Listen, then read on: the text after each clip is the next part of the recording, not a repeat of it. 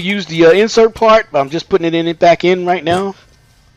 We're actually going to go straight to the iron pipe, and you will see at the end.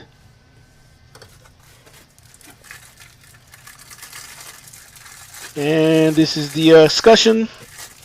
And when I do say escutcheon meaning the chrome parts are the decorative parts of the faucet itself, and it hides a lot of the imperfections behind the wall and behind it itself, and it also protects the valve.